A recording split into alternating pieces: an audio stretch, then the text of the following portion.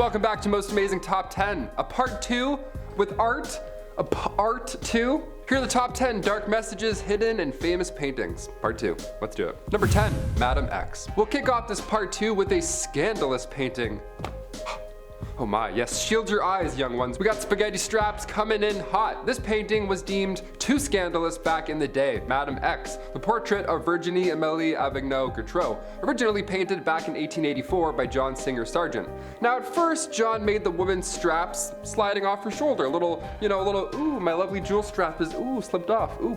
Apparently that was too scandalous for the upper class society around him back then, so John had to repaint the straps back on. Yeah, backlash was still so strong after John had sold the painting that he moved.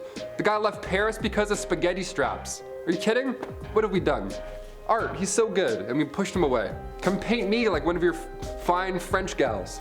Paint all the straps on me, I don't care. On or off, what's up? Let's party. Number 9, hidden beached whale. Look closely at this 1641 landscape from Henrik van Inthonissen. This masterpiece here is titled View of Scheveningen Sands. Yeah, it's a nice one. It's pretty cold of a day. I wouldn't go to the beach personally. Do you notice anything out of the ordinary in this painting? Anything at all catching your eye? What's everyone looking at here, you know? Art is so mysterious. So many questions in this one painting. I feel like we're missing something here, you know? Like just something in this painting. What about now? Yeah, there was a beached whale in that painting the entire time, and we didn't know until 2014. How amazing is that? At some point after it had been completed, the work of art was painted over. So for hundreds of years, somebody was looking at this wondering what the meaning was. He's like, why are they all on the beach? What are they looking at? It was a beached whale this whole time. It was haunting the entire time to look at. Someone didn't like that. You know what? Rightfully so. I would have painted over that whale too. No, I wouldn't have. That's a fabulous painting. I would have never touched that. Number 8, David and Goliath. We of course have to look at some of the artwork of the Sistine Chapel that's loaded with history. Fun history, some would say.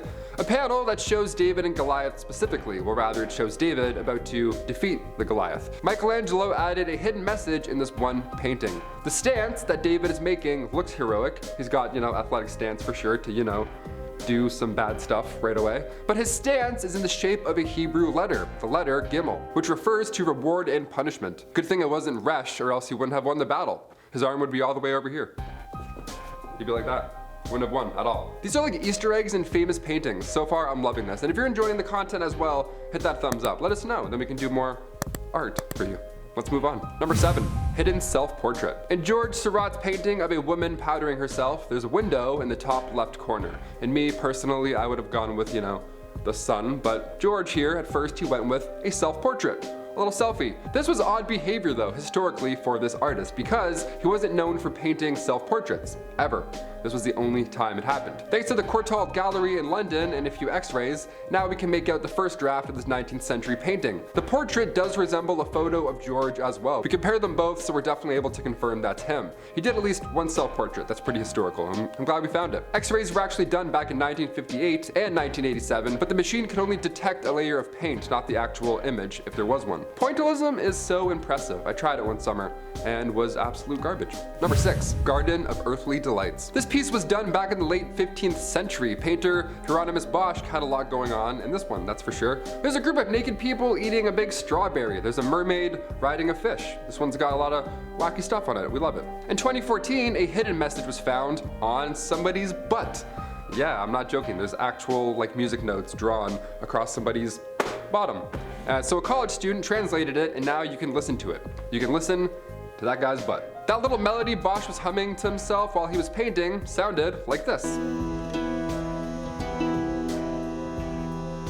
Yeah, well, it's not going to be stuck in our heads anytime soon, but it's still fun to hear art come to life, Number 5, The Starry Night. We had Van Gogh in part 1, Cafe Terrace at Night, so naturally, we have to throw him in part 2 as well. The only time we've seen Vincent van Gogh as a time traveler was in Doctor Who, but how did Vincent van Gogh know about turbulent flow decades before scientists even knew about it? Yeah, that's the question we're trying to answer here on MA10. The Starry Night was painted back in 1889, but in 2004, NASA observed a distant star where dust and gas were swirling around the cosmos. It reminded NASA of Van Gogh's work, so they looked into his art a bit more, and mathematically, his artwork mirrors natural turbulence. This was also at a time where Van Gogh's mental health was not a-okay, so how he was able to get the math as accurate that long ago, and also via art, is mind-blowing. Number 4, Bacchus. Michelangelo Caravaggio, okay. His 1595 painting, Bacchus, looks pretty calm at first. The god of wine and being tipsy, a personal favorite god of mine, if I may. It's currently in the Uffizi Gallery in Florence, and it wasn't until 2009 where, you guessed it, they found a hidden image. In the carafe of wine on the bottom left of the painting, there is a self-portrait of Caravaggio. We can't see it with our eyes, but technology, once again, has our back here.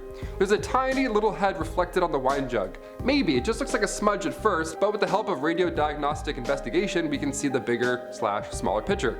We can see a man with his arms stretched out, the world's smallest selfie for the win. Number 3, The Last Supper. We've all seen this one at some point, I'm confident. If you haven't, look at this, isn't that amazing? I'm glad I was able to show you this. The Last Supper, painted by Leonardo da Vinci in the late 15th century, has been the talk of many towns. In this painting, we see John the Apostle, and it's been debated that it's actually Mary in disguise. I know, don't tell anyone. And that V shape in between Jesus and John represents the female womb. That was in Dan Brown's Da Vinci Code. I didn't make that up. If I made that up, I wouldn't be here. That's crazy. But another secret could be lying in plain view this whole time. Right on the table. In 2007, an Italian musician found hidden musical notes in this painting. Musical notes hiding in bread rolls and in the hand of the apostles.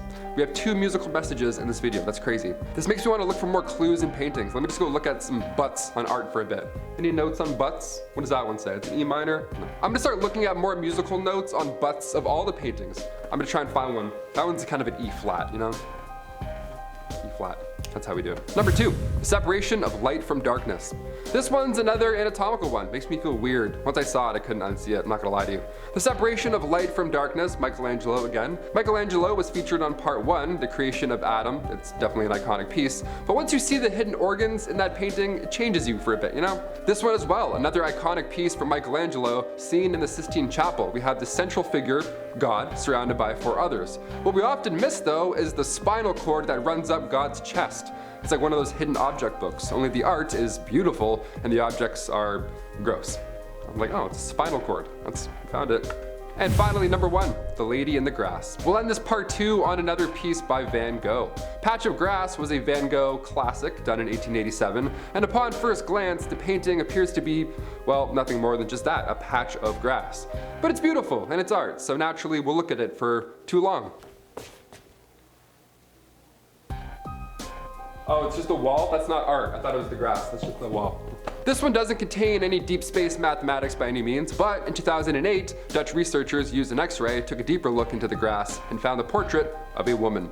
How haunting is that of a discovery? Imagine being the first person to find that. That's really scary. That's a horror movie. Around 1/3 of Van Gogh's artwork has old paintings underneath it. He would often paint over his stuff. We're only recently finding them, which is exciting. Scientist Joris Dieck of the Delft University of Technology, he's literally peeling back layers of paint history digitally. The painting right now hangs in the Dutch eastern city, Otterlo, in the Kroller-Müller Museum. So next time you take a look at this masterpiece, just know that there's a woman's face looking back at you. And while you're watching this video, just know I'm actually looking back at you right now too. Isn't that creepy? Art, digital art, still art. Guys, that's all the time we have today. I've been your host, Taylor McWaters, and we'll see you next time on Most Amazing Top 10, hopefully for some more haunted art. See ya.